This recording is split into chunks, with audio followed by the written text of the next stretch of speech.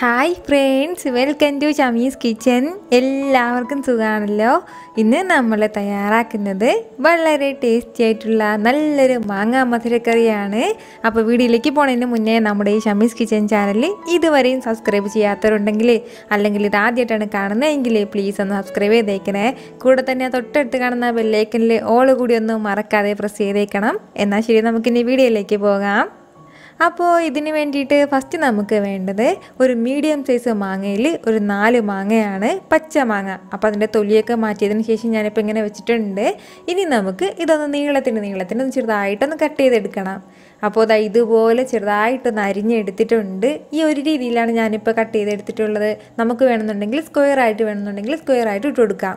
പക്ഷേ കുറച്ച് വലിയ പീസായിട്ട് വേണം ഇത് കട്ട് ചെയ്തെടുക്കാനായിട്ട്. ഇനി നമുക്കിത് പെട്ടെന്ന് തന്നെ തയ്യാറാക്കി തുടങ്ങാം. ഒരു കടായി ഒന്ന് അടുപ്പത്തേക്ക് വെച്ചിട്ട് അത് ചെറുതായിട്ടൊന്ന് ചൂടായിട്ട് തുടങ്ങുമ്പോഴത്തേക്കും അതിലേക്ക് നമുക്ക് ഒരു 2 ടേബിൾ സ്പൂൺ അളവിൽ എണ്ണ ചേർത്ത് കൊടുക്കാം. ഏത് എണ്ണയായാലും പ്രശ്നമൊന്നുമില്ല. എണ്ണ ഒന്ന് ചൂടായിട്ട് വരുമ്പോഴത്തേക്കും പിന്നെ നമുക്കിതിലേക്ക് ചേർക്കേണ്ടത് 1 ടീസ്പൂൺ അളവിൽ കടുകാണ്. ചെറിയ ടീസ്പൂണിൽ 1 ടീസ്പൂൺ അളവിൽ കടുകും ചേർത്തിട്ട് കൂടെ തന്നെ ഒരു 1/2 ടീസ്പൂൺ അളവിൽ ചെറിയ ജീരകം കൂടി ചേർക്കാം. ചെറിയ ജീരകമാണ്, പെരുംജീരകമല്ല. പിന്നെ നമുക്കിതിൻ്റെ കൂടെ വേണ്ടത് അതുപോലെ ഒരു 1/2 ടീസ്പൂൺ അളവിൽ ഉലുവ കൂടിയാണ്, മുഴുവൻ ഉലുവ കൂടി അതും ചേർത്തിട്ട് കൂടെ തന്നെ 1 ടീസ്പൂൺ അളവിൽ കുരുമുളക് കൂടി, മുഴുവൻ കുരുമുളകാണ്. അപ്പോൾ അതും ചേർക്കുകയാണ്. കുരുമുളകും ചേർത്ത് കൊടുത്തു കഴിഞ്ഞാൽ പിന്നെ നമുക്കിതിലേക്ക് വേണ്ടത് ഒരു 1/2 ടീസ്പൂൺ അളവിൽ കരിഞ്ജീരകം കൂടിയാണ്. അപ്പോൾ ഈ കരിഞ്ജീരകം ചേർക്കുമ്പോഴത്തേക്ക് നല്ലൊരു ഫ്ലേവറും ഒരു പ്രത്യേക ടേസ്റ്റും ഒക്കെയാണ് കൊടുക്കുന്നത്. ഇത്രയും ചേർത്തിട്ട് നമുക്ക് ചെറുതായിട്ട് ഒന്ന് വഴറ്റി കൊടുക്കാം. ഈ കടുകൊന്ന് പൊട്ടി കിട്ടുന്നവരെ മാത്രം ഒന്ന് വഴറ്റി കൊടുത്താൽ മതിയാവും. അതിനുശേഷം നമ്മൾ അരിഞ്ഞ് മാറ്റി വെച്ചിരിക്കുന്ന നമ്മുടെ പച്ചമാങ്ങ കൂടി ഇതിൻ്റെ കൂടെ ചേർത്ത് കൊടുക്കാം. പച്ചമാങ്ങയും ചേർത്തിട്ട് നല്ലതുപോലെ നമുക്കൊന്ന് മിക്സ് ചെയ്ത് കൊടുക്കാം. ഒരുപാട് സമയം മിക്സ് ചെയ്യേണ്ട ആവശ്യമൊന്നുമില്ല. നന്നായിട്ട് ഇതെല്ലാം കൂടി ഒന്ന് മിക്സ് ചെയ്തെടുത്ത് കഴിഞ്ഞാൽ പിന്നെ നമുക്കിതിലേക്ക് ചേർത്ത് കൊടുക്കേണ്ടത് 1 കപ്പ് അളവിൽ വെള്ളം കൂടിയാണ്. വെള്ളം കൂടിപ്പോകണ്ട, അധികം കൂടിപ്പോയാൽ നമ്മൾ അത്രത്തോളം വറ്റിച്ചെടുക്കേണ്ടി വരും. അതിൻ്റെ പേരിൽ 1 കപ്പ് അളവിൽ മാത്രം വെള്ളവും ചേർത്ത് കൊടുത്തിട്ട് നമ്മുടെ ഈ പച്ചമാങ്ങയ്ക്ക് ഇത്രയും ആവശ്യമായിട്ടുള്ള ഉപ്പും ചേർത്ത് കൊടുത്തിട്ട് ചെറുതായിട്ടൊന്ന് മിക്സ് ചെയ്ത് കൊടുക്കാം. അതിനുശേഷം ഇത് നല്ലതുപോലെ ഒന്ന് തിളച്ചിട്ട് വരട്ടെ. ഇതിപ്പോൾ നന്നായിട്ട് തിളച്ചിട്ട് വരണുണ്ട്. ഈ തിളച്ച് തുടങ്ങുന്ന സമയത്ത് പിന്നെ നമുക്കിതിലേക്ക് ചേർത്ത് കൊടുക്കേണ്ടത് 1 ടീസ്പൂൺ അളവിൽ മുളക് പൊടിയും കൂടിയാണ്. നമ്മൾ കൂടുതൽ മുളക് പൊടി ചേർക്കേണ്ട ആവശ്യമില്ല, കാരണം നമ്മളിതിലേക്ക് കുരുമുളക് ചേർത്തിട്ടുണ്ട്. അപ്പോൾ ഈ മുളക് പൊടിയും ചേർത്ത് കൊടുത്തിട്ട് നല്ലതുപോലെ ഒന്ന് മിക്സ് ചെയ്ത് കൊടുത്തതിന് ശേഷം ഒരു 2 മിനിറ്റ് നമ്മളിത് അടച്ച് വെച്ചിട്ട് നല്ലതുപോലെ ഇത് വേവിച്ചെടുക്കണം. ഫ്ലെയിം മീഡിയത്തിൽ തന്നെ ഇരുന്നാൽ മതിയാവും. അത്രയും സമയം കൊണ്ട് നമ്മുടെ ഈ മാങ്ങയെല്ലാം വെന്തിട്ട് നന്നായിട്ട് ഇങ്ങനെ കുഴഞ്ഞ് കിട്ടും.